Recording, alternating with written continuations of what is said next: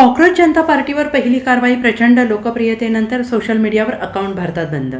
देशभरात सध्या कॉक्रोच जनता पार्टीची सोशल मीडियावर जोरदार चर्चा रंगली. अवघ्या 6 दिवसात कॉक्रोच जनता पार्टीने इंस्टाग्रामवर 13 मिलियन फॉलोअर्स केले आहेत. तर कॉक्रोच जनता पार्टीने इंस्टाग्रामवरील फॉलोअर्सच्या संख्येत भाजपलाही मागे टाकले, तर काही तासात काँग्रेसच्या फॉलोअर्सलाही कॉक्रोच जनता मागे टाकणार असल्याचं दिसून येत आहे. मात्र याच दरम्यान एक महत्त्वाची बातमी समोर आली आहे. कॉक्रोच जनता पार्टीच्या एक्स अकाउंटवर कारवाई करण्यात आलेली आहे.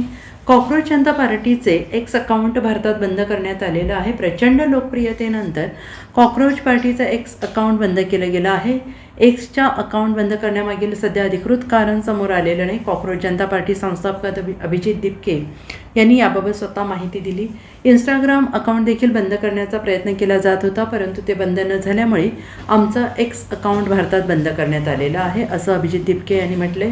आम्ही काही प्लॅन करून कॉक्रोच जनता पार्टी स्थापन केली नाही. सरन्यायाधीशांनी वक्तव्य केल्यामुळे ही पार्टी स्थापन झाली. माझे सवाल सर्व यंत्रणांना आहेत. आज भाजप सत्तेत आहे, तर त्यांना प्रश्न विचारले जाणार. यंत्रणेशी छेडछाड करणाऱ्या प्रत्येक पक्षाला विचारले जाणार, असं त्यांनी म्हटलेलं आहे. आपल्या देशात लोकशाहीचा उलटा प्रवास सुरू आहे. सरकार ठरवत आहे मतदान कोणी करायचं कोणी नाही. याआधी लोक ठरवायचे कोणतं सरकार सत्तेत बसेल आणि कोणतं नाही, अशी टीका दिपके यांनी केली आहे.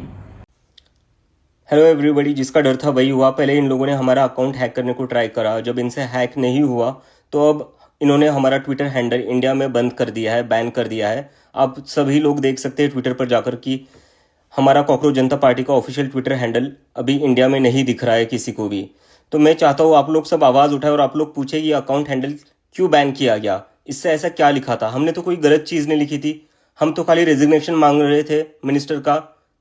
वो स्टूडेंट ने सुसाइड की तो उसके बदले हम कुछ अकाउंटेबिलिटी चाहते थे और बदले में इन्होंने हमारा अकाउंट डीएक्टिवेट कर दिया. तो ये कहाँ की डेमोक्रेसी है? आप सभी ये सवाल पूछो. Bureau report SBN Marathi, Chhatrapati Sambhajinagar.